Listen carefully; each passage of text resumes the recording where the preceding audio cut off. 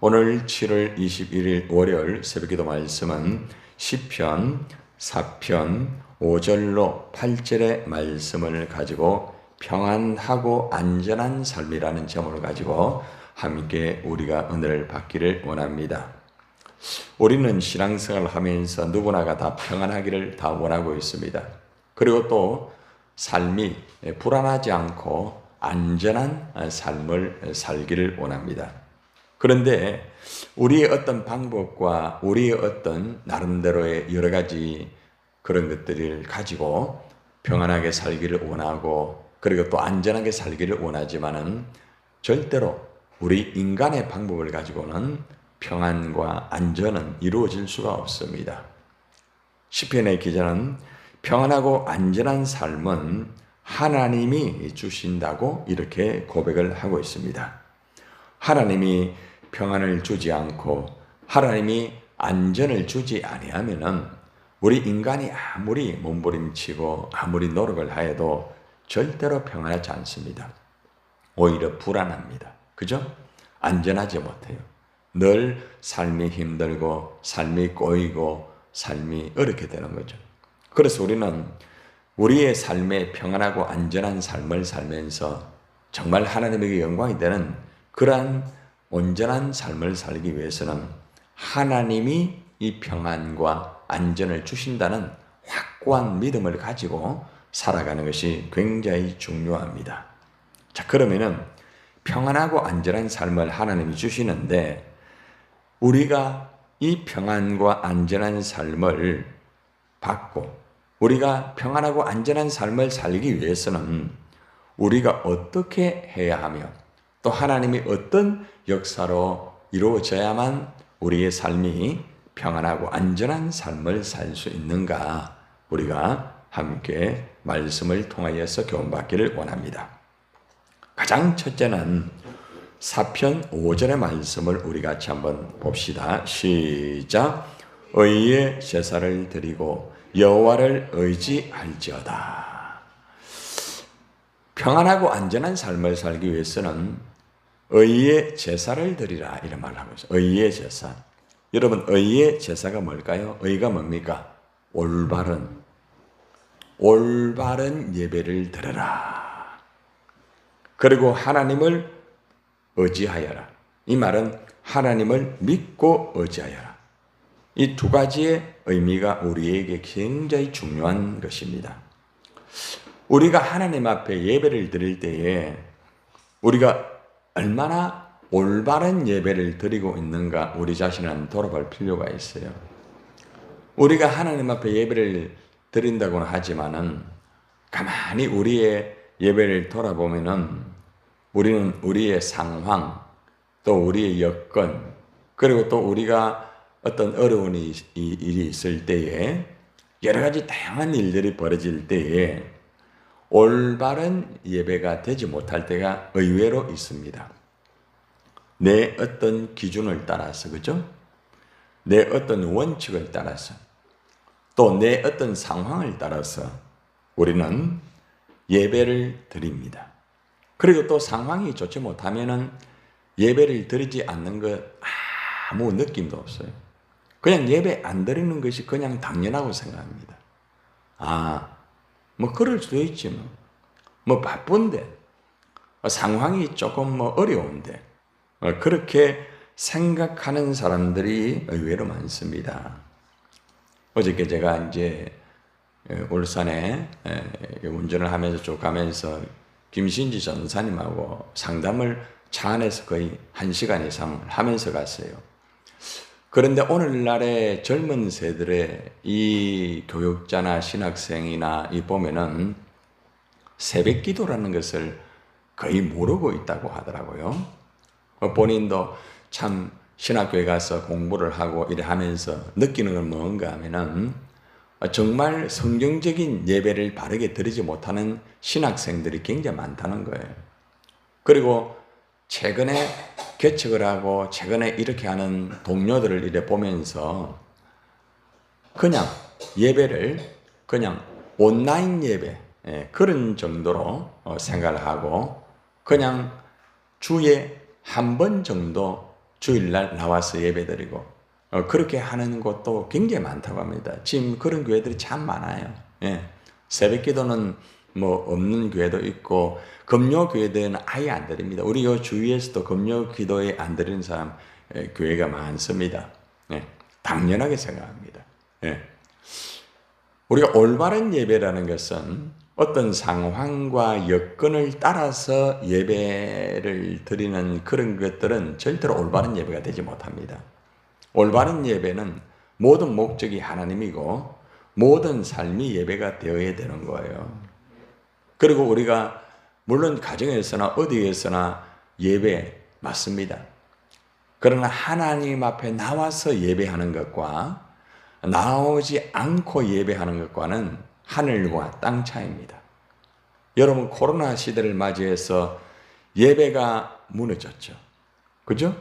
온라인 예배로 많이 바뀌었죠. 그죠? 얼마나 많은 사람들이 하나님을 떠났는지 몰라요. 교회를 떠나게 되고. 그리고 그 이후에 예배가 무너진 교회, 예배가 무너진 성도, 심지어는 목회자도 굉장히 많습니다. 오늘날 마지막 때가 되면은 예배가 무너집니다. 예배의 사상이 전혀 성경적이지 않습니다. 올바른 예배를 우리가 드리고 있는가? 한번 가만히 한번 돌아보세요. 예. 그래서 우리가 평안하고 안전한 삶을 살려고 하면은 예배에 성공을 해야 됩니다. 올바른 예배를 드려야 돼요. 내 상황에 맞추지 말고 하나님에게 맞추는 예배. 보는 예배가 아니야. 보는 예배. 보는 예배. 어저께도 제가 울산에 쭉 가면서 여러분이 어떻게 예배 드리는가 CCTV를 보면서 이렇게 봤어요. 어저께는 일찍 드리대요. 예. 그래 보면서 김신지 전사님이 목사님은 이래 가면서도 다 봅니까? 이래서 어떻게 예배를 드리는가. 그게 목자의 마음이다. 그런 얘기를 했습니다. 우리는 어떤 상황에서든지 정말 올바른 예배를 드려야 됩니다. 우리 자신을 한번 잘 돌아보세요. 우리가 정말 올바른 예배를 드리고 있는가? 아니면 내 상황과 내 어떤 여건과 내 기준을 가지고 예배를 드리고 있지 않는가? 또한 우리 주위에 있는 여러 성도들이나 그죠? 우리가 한번 돌아볼 필요가 있어요. 그래서 가장 기본의 예배가 무너지면은 다 무너집니다. 예배가 무너진 사람은 신앙생활을 절대로 제대로 못합니다. 예배가 무너진 목회자는 목회 절대로 똑바로 하지 못합니다. 그렇기 때문에 우리가 알아야 되는 것은 항상 예배의 중심적인 삶을 살아라. 하나님은 예배를 받기 위하여 우리를 창조했거든요. 예. 그렇기 때문에 올바른 예배를 드릴 때에 우리의 삶에 평안이 있고 안전한 삶이 될 수가 있다는 거죠. 예배를 드릴 때 중요한 부분은 여호와를 의지하여라. 우리가 하나님을 진짜로 똑바로 믿고 의지하면서 예배를 드리고 있는가? 아니면은 사람을 보고 예배 드리고 있는가? 그냥 사람 보고 예배 드리는 사람이 있거든요. 어떤 사람이 어떻게 하는가? 어떤 사람이 모이는가? 이걸 보고 예배를 드리는 사람이 있어요. 그러니까 하나님을 보고 예배를 드리는 게 아니에요.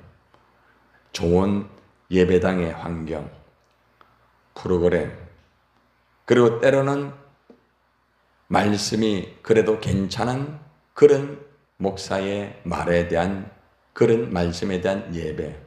그러니까 예배라는 것이 그 사람에 의한 예배가 될 때가 많다는 거죠. 물론 사람은 하나의 중도적인 과정의 역할을 하는 것입니다. 그러나 목적이 없는 과정은 무너지는 거예요.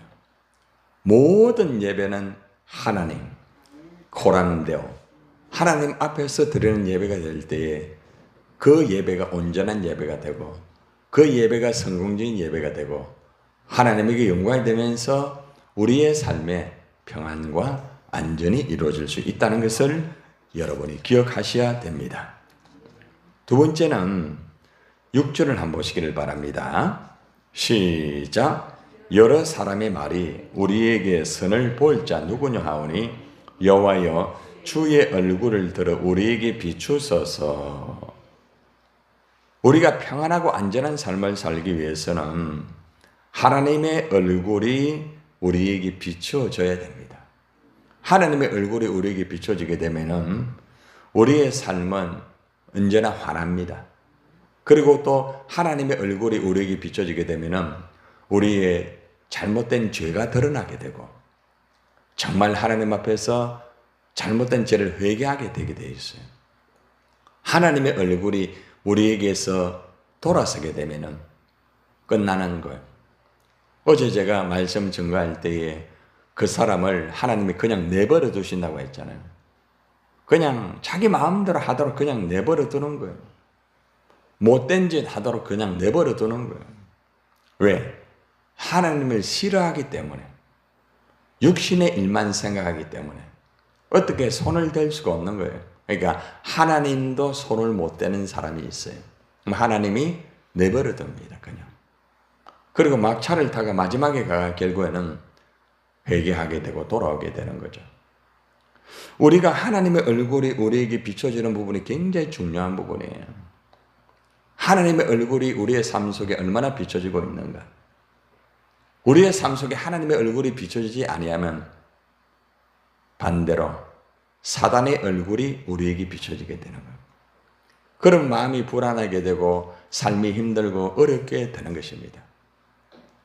어저께도 마치고 우리 새신자와 바빠도 제가 식사를 하면서 대화를 나누었습니다.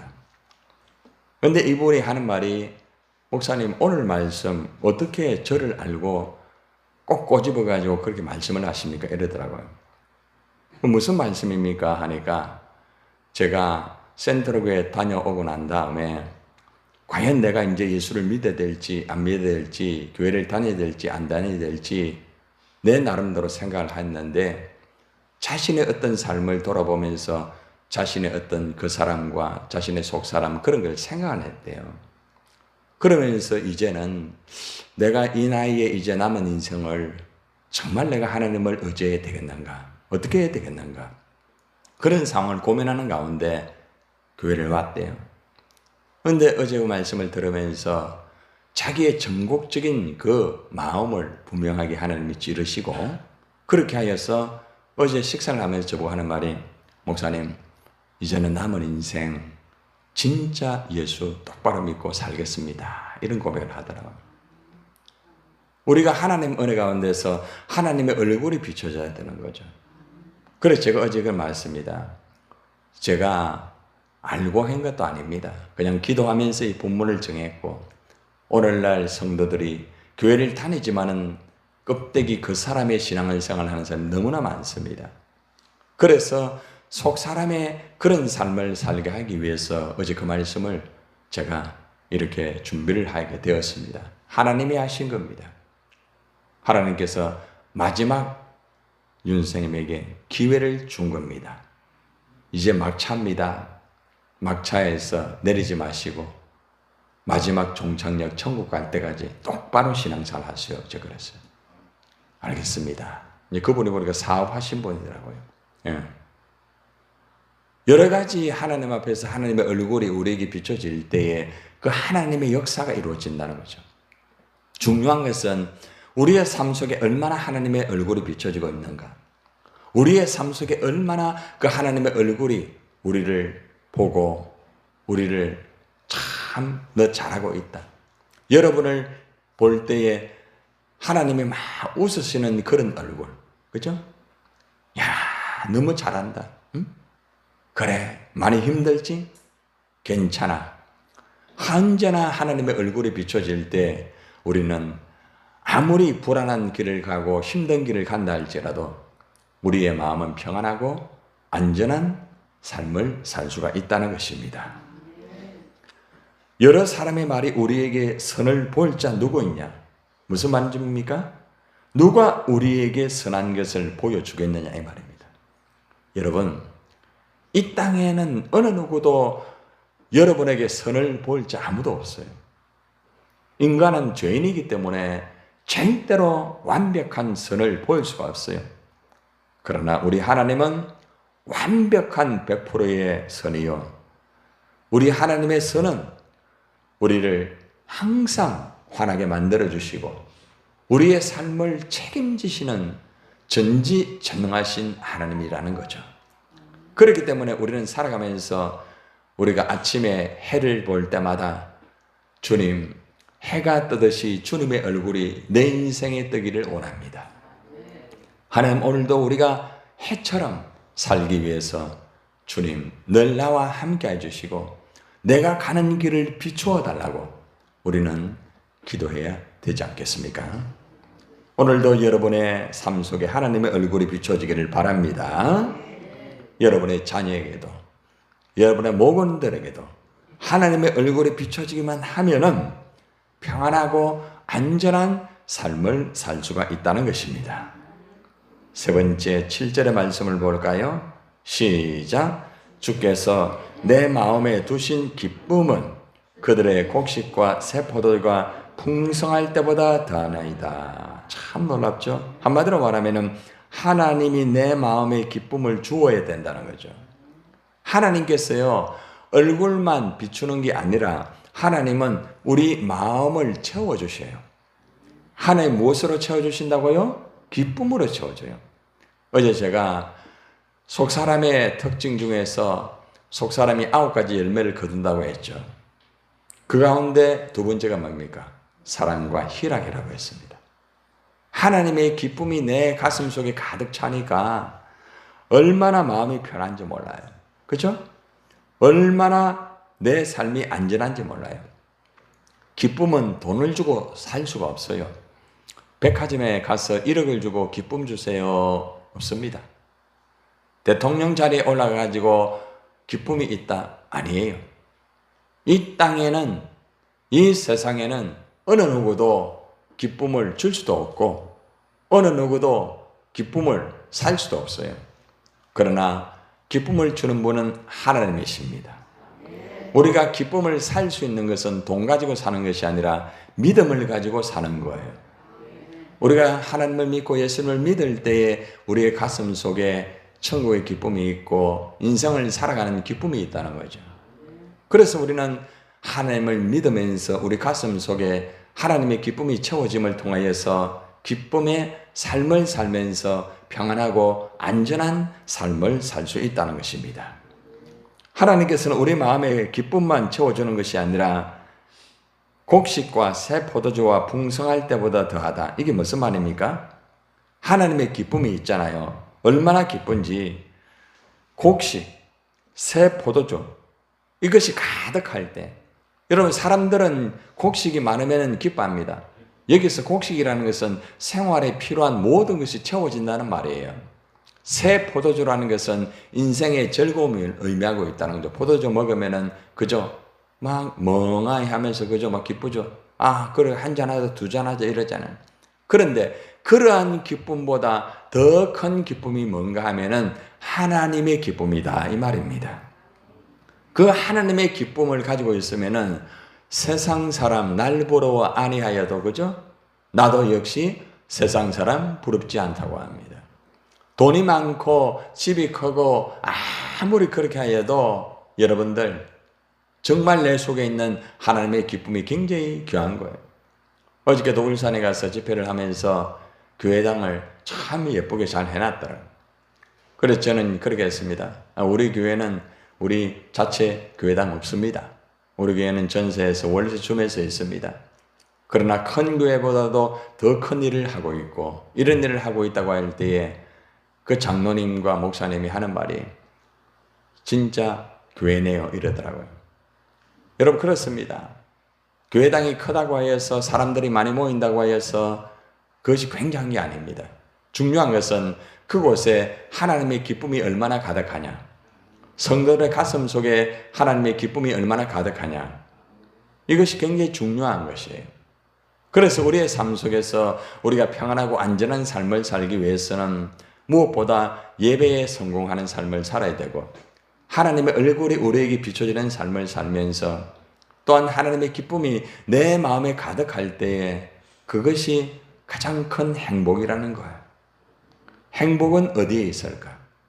행복을 찾아 떠난 사람이 마지막에 자기 가슴 속에 행복이 있다는 것을 안 책 이야기가 있습니다. 우리 믿는 하나님의 사람들의 행복은 우리 가슴 속에 있습니다. 성령으로 말미암아 있다는 거예요. 오늘도 여러분 가슴 속에 하나님의 큰 기쁨이 있기를 주님의 이름으로 축원합니다. 마지막 8절에 봅시다. 시작. 내가 평안히 눕고 자기도 하리니 나를 안전하게 살게 하시는 이는 오직 여호와이시니이다. 아멘. 그 줄을 쫙 치세요. 그리고 지금 여러분 주위에 불안해하는 사람들, 우준이한테도 이 말씀을 좀 보내주고, 주위에 삶이 힘들고 불안해하고 어려워하고 그런 사람들에게, 잠을 못 자는 사람들, 힘들어하는 사람들, 이 말씀이 100만불짜리 말씀이에요. 내가 평안히 눕고 자기도 하리니, 누워도 잠이 오지 않는 사람, 수면제를 먹어야만 잠을 자는 사람, 아무리 잠을 자도 꿈속에서도 불안한 사람, 자기 인생을 돌아보면서 불안해하는 사람, 어떻게 살아야 될지. 세상의 사람들은 돈 가지고 물질 가지고 환경에 좋은 환경 가지고 좋은 옷 입고 맛있는 음식 먹으면서 나름대로 여행을 다니면서 나는 이렇게 평안하다 하지만은 껍데기는 굉장히 평안한 것 같지만은 그의 속 사람은 불안해합니다. 영혼이 불안한 사람, 정신이 불안한 사람, 현대의 병이 뭔 줄 압니까? 정신적인 병들이 많아요. 여러분들 공황장애라는 말을 들어보셨죠? 여러분이 가끔 목사님 내가 공황장애 온 것 같다 이러는데 많은 대부분의 사람들 80%가 공황장애 있다는 거 아세요? 심지어는 목회자들이 공황장애에 걸리는 경우도 있어요. 우리의 삶이라는 것은 우리의 인간의 방법을 가지고 종교의 행위를 한다고 해서 안전한 게 아닙니다. 평안이 있는 게 아니에요. 우리의 삶의 평안과 안전이라는 것은 하나님이 주셔야만 되는 거예요. 오직 하나님밖에 없어요. 그래서 우리가 불안하고 힘들어하고 어려운 것은 왜 그럴까요? 내 가슴 속에 하나님의 기쁨으로 채우지 못하고 사람의 기쁨으로 채우려고 하기 때문에 불안해지는 거예요. 내가 보는 얼굴이 그냥 하나님의 얼굴보다는 그냥 내가 좋아하는 사람 얼굴만 계속 쳐다보니까 하나님이 결국 그것을 조금 텁니다. 너 왜 그 사람만 쳐다보느냐? 날 좀 쳐다봐. 날 쳐다봐야 행복이 있고 기쁨이 있어. 우리는 살아가면서 우리 아이들과 내가 좋아하는 사람, 내가 의지하는 사람, 내가 믿을 만한 사람을 쳐다보면서 기쁨을 얻기를 원합니다. 그런데 어느 날 그 사람이 나에게 슬픔이 되고 상처가 되고 힘들어하는 경우가 있습니다. 왜 그럴까요? 하나님이 나의 기쁨이 아니기 때문에 그래요. 하나님의 얼굴이 나에게 비추지 않기 때문에 그래요. 예배에 실패했기 때문에 그런 거예요. 그래서 오늘 우리가 이 말씀을 다시 한번 정리해 보면서 우리는 삶을 살아가면서 정말 평안하고 안전한 삶을 살기 위해서는 첫째, 예배에 실패하지 마십시오. 어떤 경우에도, 어떤 상황에서도 예배에 실패하면 인생은 실패가 된다. 꼭 기억하세요.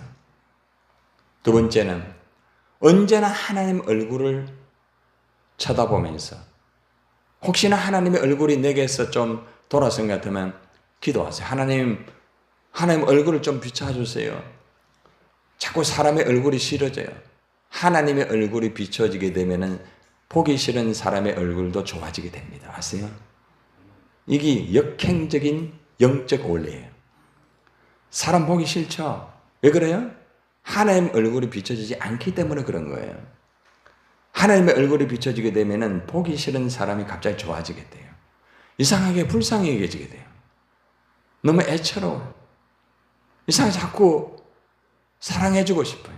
왜요? 내가 선했어요? 아니에요. 하나님의 얼굴이 비춰지게 되면은 사람이 선으로 바뀌는 거예요. 하나님의 기쁨이 있으면 기쁨을 나누고 싶어요. 누워도 평안하고 안전한 삶을 살게 됩니다.